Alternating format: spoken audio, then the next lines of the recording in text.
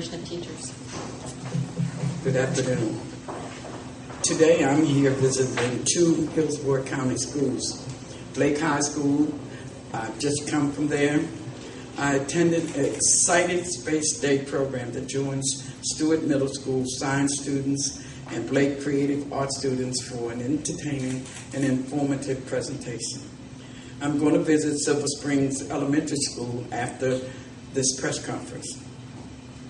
These and other Hillsborough schools have helped drive the steady improvement in quality and achievement that Florida has seen in its public schools over the last several years. Earlier this year, the national publication Education Week released its Quality Counts report, an annual ranking of state school systems. Florida ranked 5th in the nation among all states and the District of Columbia. Florida received high marks for quality of teachers, its standards, and its K through 12 achievement levels. It received the worst marks for funding. Florida ranked in the bottom half in that important category. Right now, Governor Scott said the legislative majority are about to pass a budget that will make the funding situation even worse. What is the message that we send our children when our leaders are not willing to support and accurately fund the quality education that Florida students deserve? It is not one that makes students believe that education is truly important to adults. Those of us here today are going to do everything we can to make sure that the Florida children get the message loud and clear that they are our priority.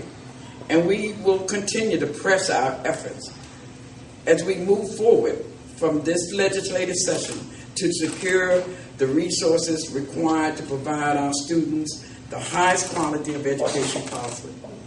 Many of Florida's elected officials fell short of that commitment during this legislative session.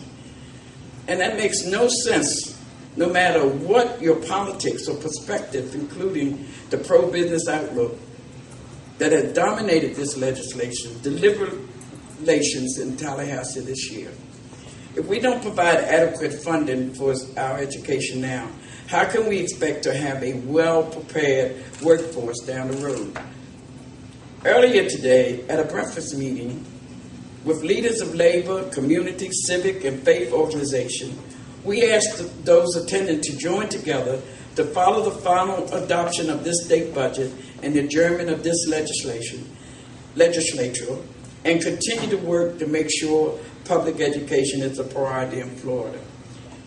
Here this afternoon, we are also calling on Florida parents to join with their children, teachers, school administrators, and support staff to make sure that Governor Scott and those who have supported this year's defunding of Florida's public schools know that the families of these students do not believe that public education has received its fair share of the state budget.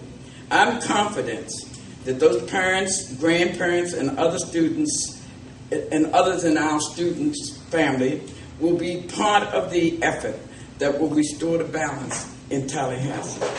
I want to thank the HCTA President, Gene Clemens, and will speak briefly about challenges confronting the Hill schools. You've already spoken about, really. And I want to thank you for inviting me down here. Now, AFT's intent is to support community engagement and continue to fight in the legislatures across the country. It's not just Florida, Wisconsin, Ohio, all across, where we seem to have forgotten our way, that public education is a part of our democracy. We cannot destroy our public education system. Thank you.